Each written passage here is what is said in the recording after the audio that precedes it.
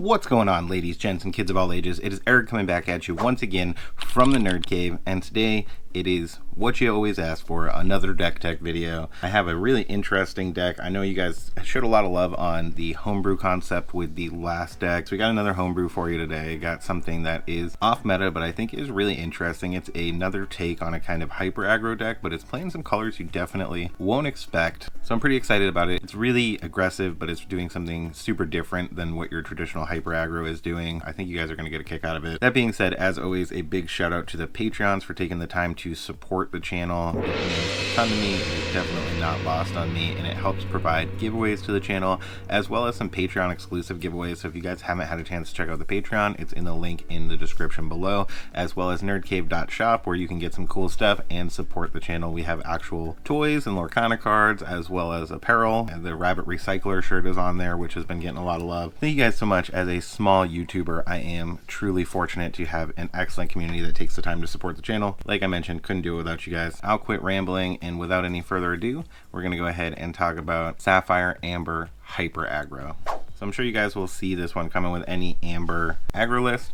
Definitely a card that is a must as far as I'm concerned. It's probably the best aggro card in the game right now. It may let your opponent get to draw some cards potentially, but it also has the potential to put things like Be Prepared on the bottom of the deck. We have Daisy Duck, a 1-cost uninkable 1/4 character, crazy stat line for 1, questing for 2. Not sure what they were thinking when they made this card. It does have a drawback ability, but much like the Madam Mim package, it is not enough of a drawback to make you feel inclined to not play the card. And that is, whenever this character quests, each opponent reveals the top card of their deck. If it's a character card, they may put it into their hand, otherwise they put it on the bottom of their deck.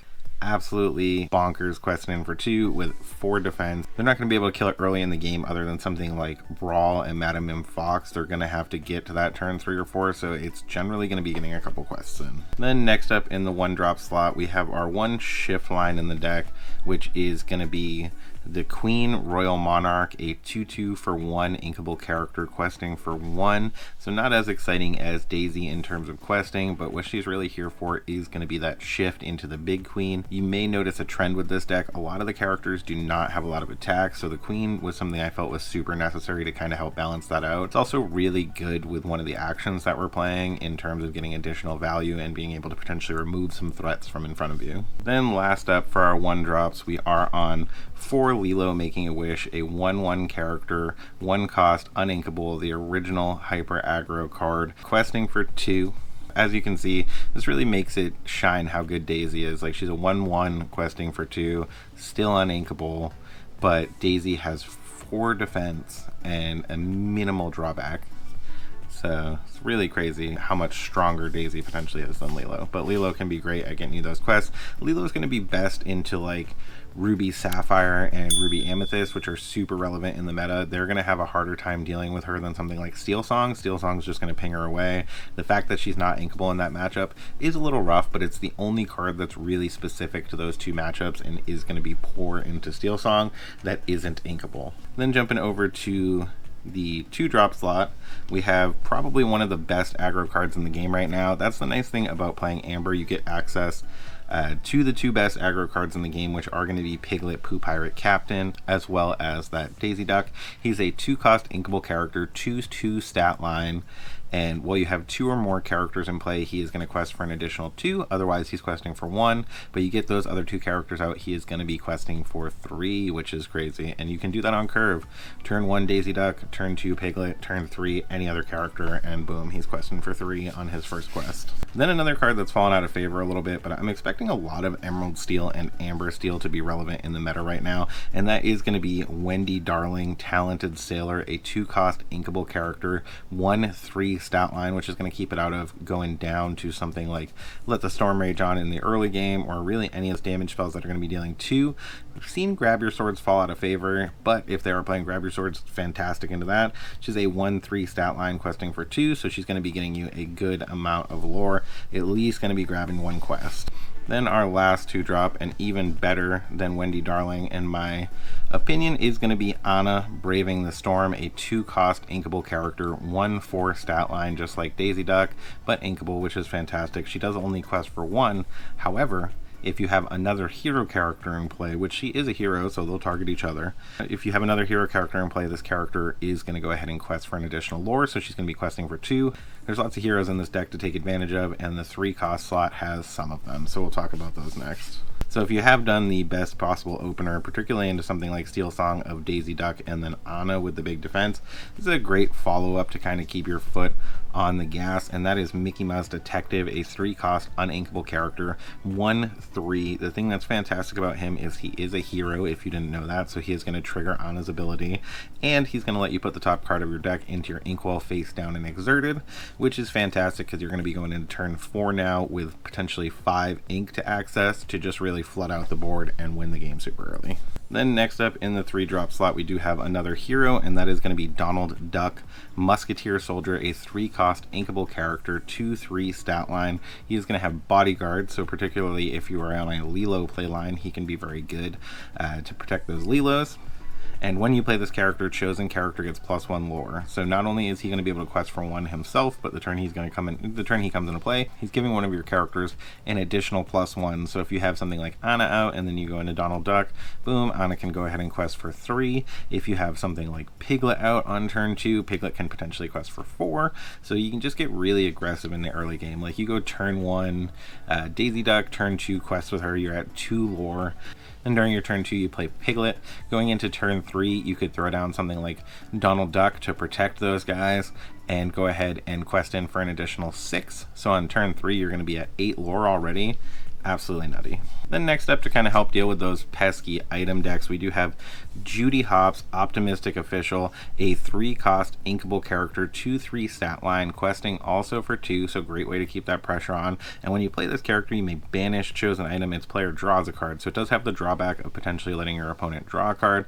However, it is going to let you banish an item, which a lot of times is going to be a good trade. Like if you can banish their Fishbone Quill and let them draw something, that is absolutely worth it. It's a good way to banish something like Sleepy's Flute or Lantern when it's relevant to those Steel Song decks. So it definitely has some utility. If it's not getting that value, potentially you just ink it. It is also a hero, so it is going to trigger Anna's ability. Then this is the card I was talking about as excellent with the Big Queen. We have our first song in the deck, a 3-cost inkable action song, World's Greatest Criminal Mind. Banish chosen character with 5 attack or more. This card is absolutely great with the Big Queen, the 5-cost queen, who we'll talk about a little bit later in the video, but she is going to be able to give your opponent's characters plus attack potentially. So even a character that has less than 5 attack, you could potentially boost up to more than 5 attack and then use this to just straight up banish it, which is really interesting interaction and not something all opponents are going to see coming. Next up, we have our first location in the deck. Great way to keep the pressure on. We have Winter Camp, a 3-cost inkable location that does net you 1 lore at the beginning of each turn. It's only 1 cost to move a character in, and it does have 8 defense, which is fantastic. Whenever a character quests while here, remove up to 2 damage from that character, and if they are a hero character, you can remove up to 4 damage. So it's a great way to keep your characters healed and questing in if they're just putting ping damage on them, while also netting you lore and creating a threat with 8 willpower in the early game. Then another great location with 8 willpower that I think is worth talking about, we do have Pride Lands, Jungle Oasis, again a 3-cost inkable location, 8 willpower. This one costs 2 to move characters in, so a little pricier there. It is netting you that 1 lore at the beginning of each turn. When you have 3 or more characters here, you may banish this location to play a character from your discard for free. So you're looking at 6 ink to get 3 characters in there. You're flooding the board with characters as it is, so it's entirely possible to take advantage of that and then go ahead and recur some of the big characters in this deck, which we'll talk about more as we go forward. I'm going to mention Pride Lands again in terms of what characters are going to be best to recur with it to really get the most value out of it if you are able to take advantage of that ability. Otherwise, it is a 8 defense card that your opponent's going to have to deal with, or it's going to be netting you 1 more every turn. Great way to close out games, especially after like something like a Be Prepared. You just go like location, good luck. Moving over to the 4-cost slot, we do have 4 Rapunzel Gifted with Healing, a 4-cost inkable character, 1/5 stat line. Worth noting, not something people always think about, Rapunzel is also a hero, so she is going to trigger that Anna ability. When you play this character, remove up to 3 damage from one of your characters, draw a card for each 1 damage removed this way. This is really your only draw card in the deck.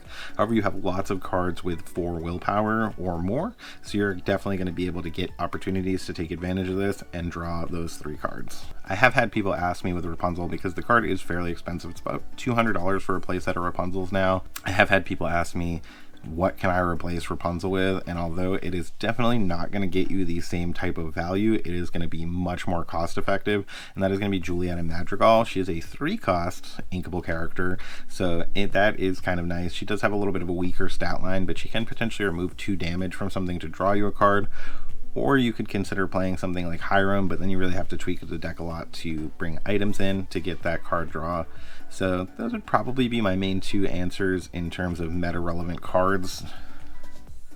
But if you have the Rapunzels, play the Rapunzels. If you only have like 1 Rapunzel, still play that one and play the Juliettas as well, maybe. Then last up in the 4-cost slot, we have another 4-cost inkable location, McDuck Manor. 1 to move in, not that you would necessarily want to, because it nets you no value to have characters inside of here. 9 defense coming down on turn 4, which is crazy, and it is going to be netting you 2 lore each turn. So this is a great way to, again, just continue to put that pressure on your opponent. Especially after something like a Be Prepared, or before going into the turn where you think they're going to play Be Prepared. If they don't have characters out to just outright deal with this, slap it down and then go, alright, you're going to Be Prepared, cool, I'll net 2 lore next turn. Then jumping over to the 5-drop slot, I did mention we are on the Queen Commanding Presence, a 5-cost inkable character, 4/3 stat line, questing for 2, shifting for 2, which is nutty that this thing shifts for 2. Come down super early in the game. Whenever this character quests, chosen opposing character gets -4, which is great to give you some favorable attacks.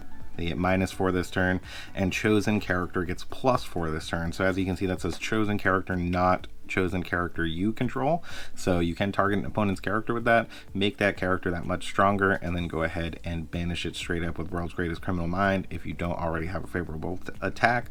Or you can favorably attack into one thing while banishing something else with World's Greatest Criminal Mind, which just makes her great. She's also a great way to give your characters attack that's going to be relevant. So if you can boost an Anna up to 5, she's a 5/4 stat line at that point. Pretty crazy.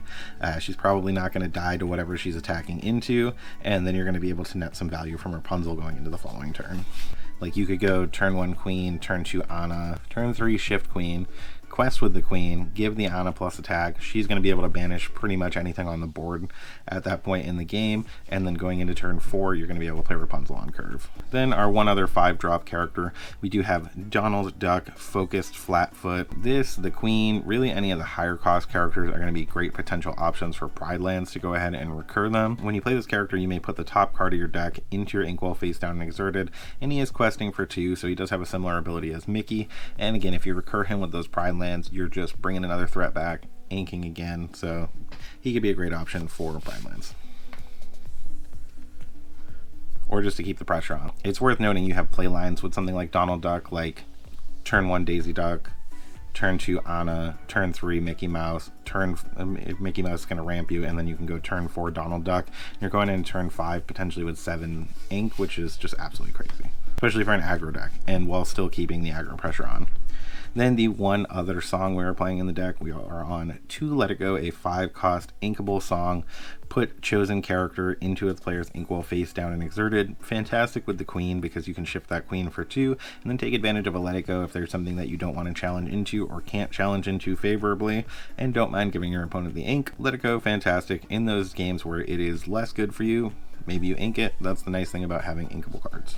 Then the absolute last card in the deck, we have one 6-cost character. I know that is high for an aggro deck, but you do have some potential ink ramp with this aggro deck, so I think she is very playable. Is the Perdita, Devoted Mother, 6-cost uninkable character, 1/6 stat line. So she does die to things like Brawl, but hopefully they'll waste the Brawl and the Medusas on all the other characters you are destroying them with before you ever get to Perdita. When you play this character and whenever she quests, you may play a character from your discard with cost 2 or less for free, which is absolutely crazy. So it's going to happen when she comes down and when she quests. So you're going to be able to bring back those Annas, those Piglets, all those 1-drops, Daisy Duck, tons of like crazy threats in this deck, and just absolutely close out the game, unless they're going like be prepared, be prepared, be prepared.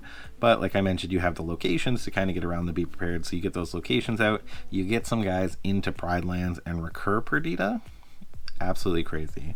When you use Pride Lands, moving 3 characters in and then banishing it to recur a character like Perdita, you're going to get Perdita onto the board, and then her ability is going to trigger, so you're going to bring another character back to the board as well. So you could potentially go Pride Lands into Perdita into Ana.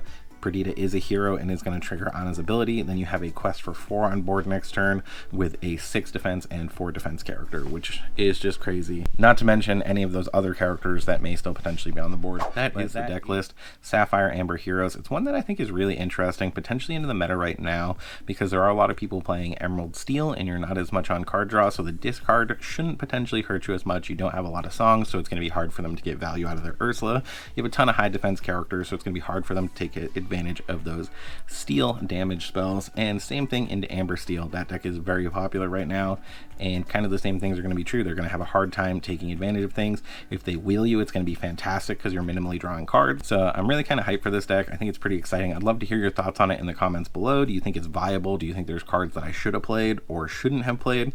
Always love to hear your thoughts when you have them. You give me great ideas for future decks. But thank you so much for sticking around to the end. Remember to like, comment, and subscribe. And when you see those toys, video games, and decks that revolve around the sweet, sweet cards like Perdita and Ana off in the distance, remember, it is not a mirage. You guys have a great day.